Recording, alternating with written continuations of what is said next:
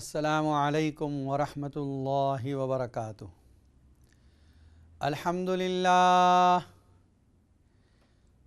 للہ فاطر السماوات والارض جاعل الملائکۃ رسلا اولی اجنحۃ مثنی وثلاث ورباع یزید فی الخلق ما یشاء ان اللہ علی کل شیء قدیر۔ ما يفتح الله للناس من رحمة فلا ممسك لها وما يمسك فلا مرسل له من بعده وهو العزيز الحكيم، والصلاة والسلام على من بعث إلى كافة الناس بشيرا ونذيرا۔ قال الله تعالى إنا أرسلناك شاهدا ومبشرا ونذيرا لتؤمنوا بالله ورسوله وتعزروه وتوقروه وتسبحوه بكرة وأصيلا۔ أما بعد، فقد قال الله تبارك وتعالى في كلامه المجيد والفرقان الحميد: فأعوذ بالله من الشيطان الرجيم، بسم الله الرحمن الرحيم۔ إن الذين آمنوا والذين هاجروا وجاهدوا في سبيل الله أولئك يرجون رحمة الله والله غفور رحيم۔ وقال رسول الله صلى الله عليه وسلم: لا هجرة بعد الفتح ولكن جهاد ونية۔ صدق الله العظيم وصدق رسوله النبي الكريم، ونحن على ذلك لمن الشاهدين والشاكرين، والحمد لله رب العالمين۔ ناظرین کرام، اس وقت آپ دیکھ رہے ہیں اقرا ٹی وی پر لائیو Q&A کا پروگرام۔ مفتی محمد اشفاق آپ کی خدمت میں حاضر ہیں، اور جیسا کہ آپ جانتے ہیں یہ پروگرام منڈے ٹو فرائیڈے اس وقت ہوا کرتا ہے۔ سیرت النبی کے عنوان سے کچھ مقدمے کے طور پر کچھ باتیں ابتدائی طور پر عرض کی جائیں گی، اس کے بعد آپ کی لائیو کالوں کا سلسلہ جاری کیا جائے گا۔ جو آیت میں نے پڑھی ہے اور ایک حدیث پڑھی ہے، اس کو مناسبت ہے ہجرت سے۔ مسلمانوں کی زندگی میں ایک یو ٹرن جسے کہہ سکتے ہیں، ترقی کا ایک نیا دروازہ جو کھلا ہے، وہ کھلا کیسے؟ ہجرت کے ذریعے سے۔ مکہ سے پہلی ہجرت جو ہوئی ہے وہ حبشہ کی طرف ہوئی۔ جس وقت مکہ میں ظلم و ستم بڑھ گیا، جو لوگ مسلمان ہوتے کافر ان کو سخت تکلیفیں دینا شروع کر دیتے، ظلم و ستم کیا جاتا تھا ان پر۔ ایسے حالات میں نبی اکرم صلی اللہ علیہ وسلم نے مسلمانوں کو حبشہ کی طرف ہجرت کا حکم دے دیا۔ تقریباً 80 سے کچھ افراد زیادہ تھے، 82-83 افراد ملتے ہیں روایتوں میں، انہوں نے حبشہ میں جا کر ہجرت کر لی۔ حبشہ جسے آج کل ایتھوپیا کہا جاتا ہے، وہاں چلے گئے۔ یہ بھی اللہ تعالیٰ کی طرف سے مقدر تھا کہ جب یہ لوگ کنارے پر پہنچے سمندر کے، تو کوئی تجارتی کشتی وہاں جا رہی تھی، جنہوں نے ان کو بہت کم درہم لے کر پہنچا دیا اس ملک میں۔ وہاں کا بادشاہ نجاشی جسے کہتے ہیں، اصل اس کا نام تھا اصحمہ، اور یہ وہاں کا بادشاہ تھا۔ نجاشی ایک لقب ہے، جیسے فرعون مصر کے بادشاہ کو کہا جاتا تھا، کسریٰ ایران کے بادشاہ کو کہا جاتا تھا، اسی طرح نجاشی ایتھوپیا اور حبشہ کے بادشاہوں کو کہا جاتا تھا۔ وہ کرسچن تھا، عیسائی تھا، عیسیٰ علیہ السلام کے ماننے والوں میں تھا۔ یہ مسلمان وہاں جا کر اطمینان سے رہنے لگ گئے۔ جب مشرکین کو پتہ چلا تو ان کے پیٹ میں درد اٹھا کہ یہ کیسے کہ یہ لوگ وہاں جا کر آرام سے رہنے لگے۔ وہاں جا کر وہ ان کا پیچھا کیا، بادشاہ کو ان کے خلاف بھڑکایا، لیکن بادشاہ نے ان کی بات نہیں مانی اور مسلمانوں کو امن و سکون سے رہنے دیا۔ اس سلسلے میں 2 مرتبہ بادشاہ نے ان کو اپنے پاس بلوایا اور کچھ اسلام کے بارے میں معلومات حاصل کی۔ حضرت جعفر ابن ابی طالب رضی اللہ تعالیٰ عنہ، جو آپ صلی اللہ علیہ وسلم کے چچازاد ہوتے ہیں، انہوں نے آ کر بڑی تفصیل کے ساتھ اسلام کی خوبیاں گنوائیں، نبی اکرم صلی اللہ علیہ وسلم کے حالات بتائے۔ دوسرے دن پھر انہوں نے سوچا یہ عیسائی بادشاہ ہے اور عیسیٰ علیہ السلام کے بارے میں ان کا عقیدہ یہ نہیں ہے کہ اللہ کے بیٹے ہیں، اس طریقے سے ان کو ورغلایا بادشاہ کو۔ بادشاہ نے پھر پوچھا عیسیٰ علیہ السلام کے بارے میں تمہارا کیا عقیدہ ہے؟ جعفر ابن ابی طالب رضی اللہ تعالیٰ عنہ نے سورہ مریم سنا دی، وَاذْكُرْ فِي الْكِتَابِ مَرْيَمَ اِذِ انتَبَذَتْ مِنْ أَهْلِهَا مَكَانًا شَرْقِيًّا۔ یہ پورا واقعہ جب ختم ہوتا ہے اللہ تعالیٰ کا ارشاد یہاں پر ہے، ذَلِكَ عِيسَى ابْنُ مَرْيَمَ قَوْلَ الْحَقِّ الَّذِي فِيهِ يَمْتَرُونَ۔ یہ عیسیٰ ابن مریم ہیں، حق بات یہ ہے جس میں تم شک میں پڑے ہوئے ہو۔ بادشاہ نے اس کی آنکھوں سے آنسو جاری تھے اور کہا ایگزیکٹلی عیسیٰ علیہ السلام کی وہی پوزیشن ہے جو قرآن نے بیان کی۔ پھر اس کے بعد یہ قافلہ نامراد آیا، مہاجرین اطمینان سے رہے۔ درمیان میں مکہ میں ایک ایسا واقعہ ہو گیا، نبی اکرم صلی اللہ علیہ وسلم سورہ النجم کی تلاوت کر رہے تھے، مشرکین بھی اس مجمع میں تھے، مومنین بھی تھے۔ جب آخر میں سجدے کی آیت آئی تو آپ صلی اللہ علیہ وسلم سجدے میں چلے گئے، تمام مسلمانوں نے سجدہ کیا، مشرکین بھی سجدے میں گر گئے۔ بات پھیل گئی، کسی نے یہ مشہور کر دیا کہ سب مسلمان ہو گئے مکہ والے۔ یہ بات ہوتے ہوتے حبشہ تک پہنچ گئی، یہ لوگ واپس آئے، لیکن دیکھا تو اب بھی وہی حالات ہیں جن کو چھوڑ کر گئے تھے۔ دوبارہ ہجرت ہوئی۔ حضرت عثمان رضی اللہ تعالی عنہ اور ان کی بیوی حضرت رقیہ رضی اللہ تعالی عنہ، آپ صلی اللہ علیہ وسلم کی بیٹی، انہوں نے بھی پہلی حبشہ کی طرف ہجرت کی تھی۔ اس موقع پر نبی اکرم صلی اللہ علیہ وسلم نے فرمایا اللہ رحم کرے عثمان پر، لوط علیہ السلام کے بعد یہ پہلا جوڑا ہے جنہوں نے ایمان کی بنیاد پر ہجرت کی ہے۔ ہجرت کیا ہے؟ جس ملک میں رہتے ہوئے آپ کو ایمانی شعائر، ایمان کے اوپر عمل کرنے کی علی الاعلان اجازت نہ ہو، آپ کے مذہبی پابندی عائد کر دی جا رہی ہو آپ پر، ایسے ملکوں سے ہجرت کی جاتی ہے تاکہ دوسرے ملکوں میں جا کر اطمینان کے ساتھ اپنے مذہب پر عمل کیا جا سکے۔ یہ ہجرت کا بڑا ثواب ہے۔ قرآن مجید میں اللہ تعالیٰ نے فرمایا ان الذین آمنوا والذین ہاجروا وجاہدوا فی سبیل اللہ اولئک یرجون رحمت اللہ۔ جو ایمان لائے اور جنہوں نے ہجرت کی وہ اللہ کی رحمت کے امیدوار ہیں۔ بے شک اللہ تعالیٰ مغفرت کرنے والا اور رحم کرنے والا ہے۔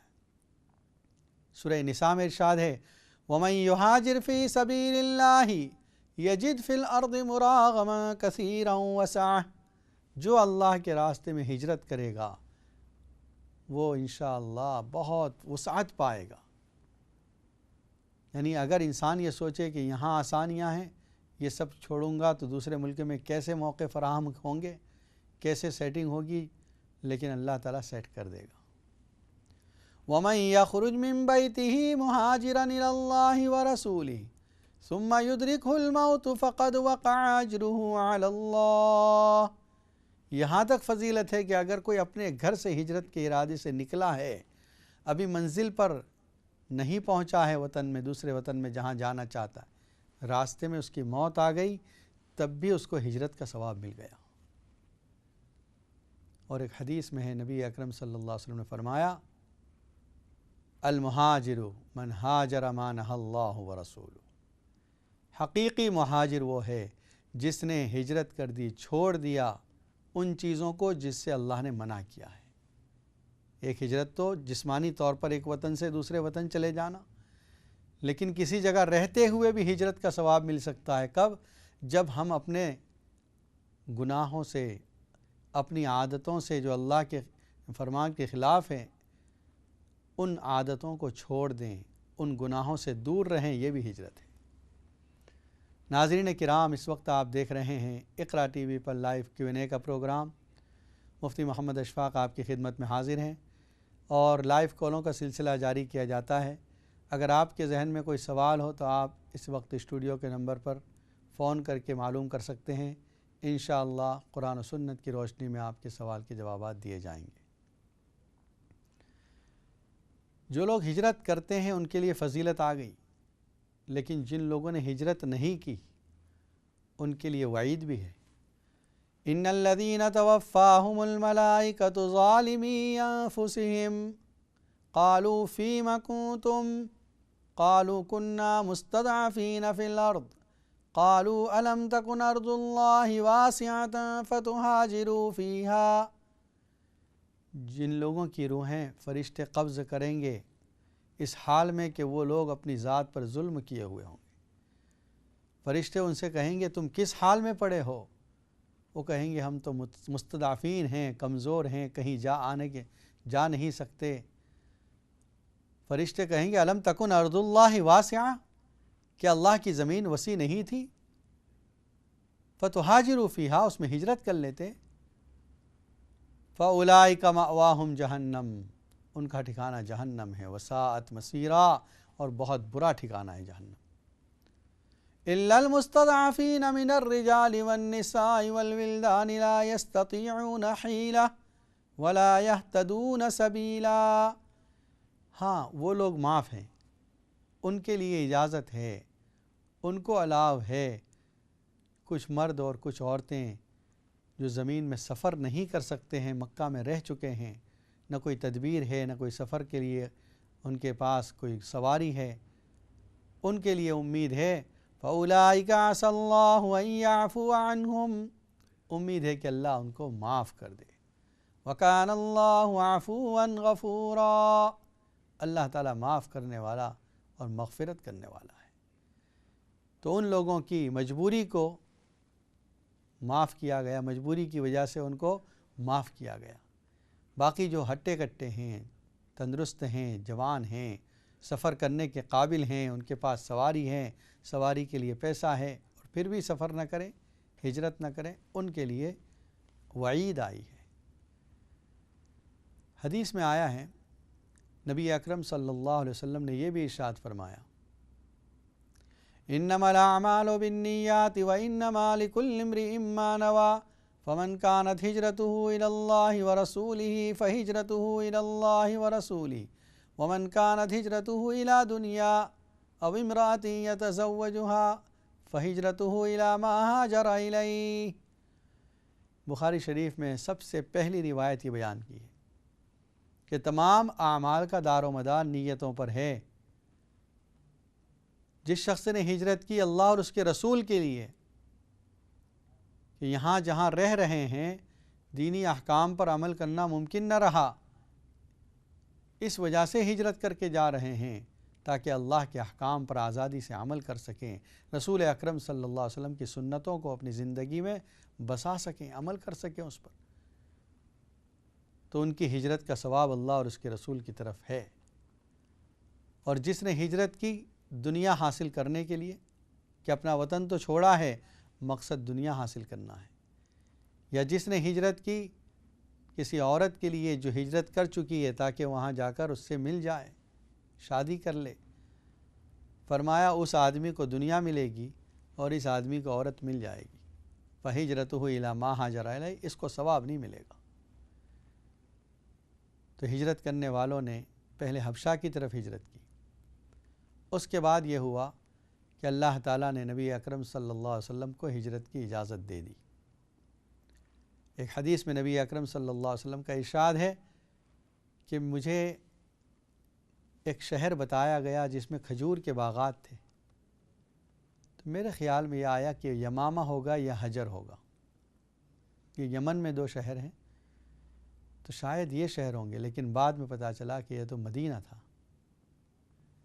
تو نبی اکرم صلی اللہ علیہ وسلم کو اللہ تعالیٰ نے پہلے سے بتا دیا تھا، لیکن وقت نہیں بتایا تھا، اجازت دی تھی، تو آپ نے انتظام کر لیا۔ حضرت ابو بکر صدیق رضی اللہ تعالیٰ عنہ جو آپ کے پکے دوست تھے، ان سے اس بات کا تذکرہ کر دیا اور یہ کہا کہ اللہ کی طرف سے ہجرت کا حکم آنے والا ہے۔ حضرت ابو بکر صدیق رضی اللہ تعالیٰ عنہ نے 2 اونٹنیاں تیار کر لی، آپ نے ان میں سے ایک کی قیمت بھی ادا کر دی۔ ایک کالر لائن پر موجود ہیں۔ السلام علیکم ورحمۃ اللہ وبرکاتہ۔ آپ ٹی وی کی آواز بند کر دیں۔ جی السلام علیکم۔ وعلیکم السلام ورحمۃ اللہ، خیریت سے آپ؟ جی اللہ کا فضل، آپ خیریت سے؟ جی الحمدللہ، فرمائیے۔ میں نے ایک کوشچن پوچھنا تھا. ہم کیونکہ ابھی کرسمس کی چھٹیوں میں اپنے ملک جائیں پاکستان, تو سوچ رہے ہیں کہ زکوٰۃ اگر اپنے ساتھ لے جائے اور مستحقین کو وہاں دے دے اپنے ہاتھ سے, کیونکہ عموماً یہاں ایسا ہوتا ہے کہ ہم بیچ دیتے ہیں, وہاں وہ لوگ تقسیم کرتے ہیں. جی جی. تو اس دفعہ دل کرتا ہے کہ خود جائیں اور خود ہی تقسیم کرے, تو اس کا کیا حکم ہے؟ پکا سال کا گزرنا واجب ہے کہ جب وہ ٹائم آ جائے تب دے دیں, کہ ابھی سے دے سکتے ہیں؟ ٹھیک ہے, انشاءاللہ بتاتے اس کے جواب. السلام علیکم ورحمۃ اللہ وبرکاتہ. اور ایک کال لے لیتے ہیں. السلام علیکم ورحمۃ اللہ وبرکاتہ. آپ کی لائن ڈراپ ہو گئی, دوبارہ ٹرائی کیجیے.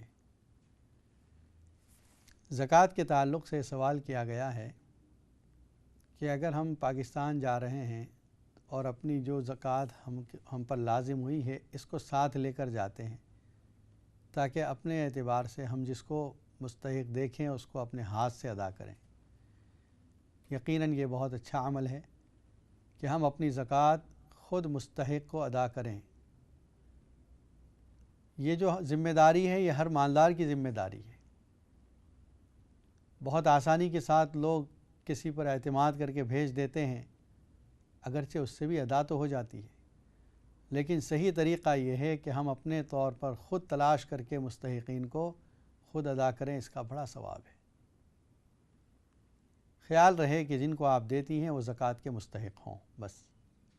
اس لیے کہ جس آدمی کے پاس سونا چاندی یا اس کے پاس اتنا کیش ہے کہ سونے کا نصاب یا چاندی کا نصاب خرید سکے, تو وہ شریعت کی نظر میں مستحق نہیں ہے. یعنی تقریباً ہمارے یہاں کے آج کل 300 پاؤنڈ میں چاندی کا نصاب خریدا جا سکتا ہے. تو اگر کسی کے پاس 300 پاؤنڈ کے برابر سونا چاندی یا پھر کیش ہے تو وہ آدمی شریعت کی نظر میں مستحق زکوٰۃ نہیں ہے. اگر آپ کے رشتہ داروں میں کوئی اس طرح مستحق ہے تو اس کو دینے سے ڈبل ثواب ملے گا. ایک صلہ رحمی کا ثواب ملے گا اور ایک زکوٰۃ کی ادائیگی کا ثواب ملے گا. تو یہ بھی کوشش کریں کہ رشتہ دار اور کچھ رقم ایسی بھی لے جائیں جو زکوٰۃ نہ ہو, یعنی للہ فی سبیل اللہ کی بھی رقم لے جائیں, تاکہ وہ رشتہ دار جو زکوٰۃ کے مستحق نہیں ہیں ان کو بھی ہم اپنے مال سے کچھ مدد کریں. اس لیے کہ شریعت نے سورہ بقرہ میں اللہ تعالیٰ کا ارشاد ہے, یسألونک ماذا ينفقون قل ما انفقتم من خیر فللوالدین والاقربین والیتامی والمساکین وابن السبیل. سوال کیا صحابہ کرام نے, یا رسول اللہ صلی اللہ علیہ وسلم ہم کن لوگوں پر خرچ کریں؟ جواب دیا گیا جو تم خرچ کرو مال اس میں سب سے افضل اپنے والدین پر خرچ کرنا ہے, پھر اس کے بعد رشتہ داروں پر, پھر اس کے بعد یتیموں پر, پھر مسکینوں پر, پھر مسافروں پر. مفسرین نے یہاں یہ نقطہ لکھا ہے, والدین کو مقدم کیا ہے. اس سے معلوم ہوتا ہے کہ والدین کو زکوٰۃ تو نہیں دی جا سکتی, یہ زکوٰۃ کے علاوہ دوسرا مال ہے.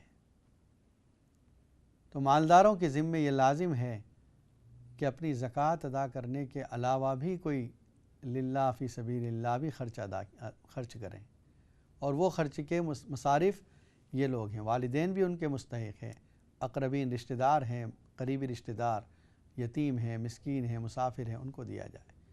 وما تفعلوا من خیر فإن اللہ بہ علیم. جو تم مال خرچ کرتے ہو اللہ اس کو جانتا ہے.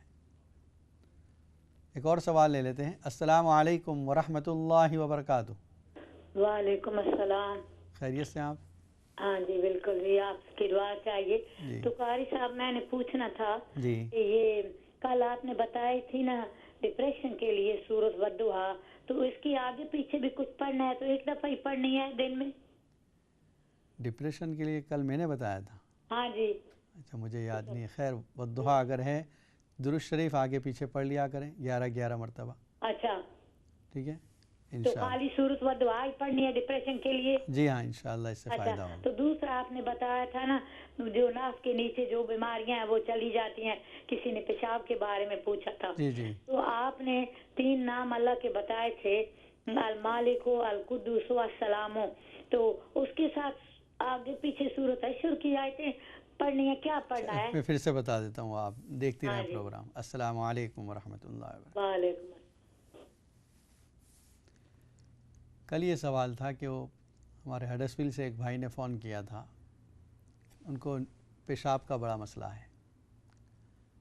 اس کا جواب یہ دیا گیا تھا کہ ناف سے نیچے جتنی بھی بیماریاں ہیں اس کے لیے یہ عمل ہے کہ سورہ حشر کی آخری آیتوں میں جو 3 نام ہیں، آیتیں نہیں پڑھنی ہیں، صرف 3 نام جو ہیں، الملک، القدوس، السلام، یہ 3 ناموں کو 100 مرتبہ پڑھنا ہے روزانہ، شروع میں اور آخر میں 11 مرتبہ درود شریف پڑھیں تو انشاءاللہ ناف کے نیچے جو بھی بیماریاں ہوں، چاہے مرد کو ہوں چاہے عورت کو ہوں، وہ پریشانیاں اور بیماریاں ختم ہو جائے گی انشاءاللہ۔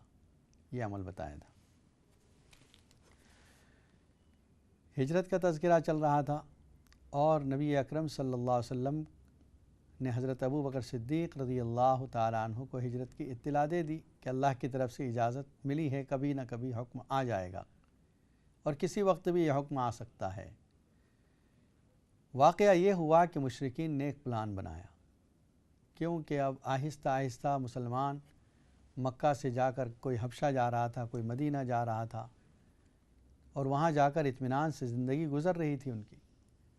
ایک اور کالر لائن پر موجود ہیں۔ السلام علیکم ورحمۃ اللہ وبرکاتہ۔ السلام علیکم۔ وعلیکم السلام ورحمۃ اللہ۔ جی کیا حال ہے بھائی؟ الحمدللہ، آپ کیسی ہیں؟ ٹھیک ہو؟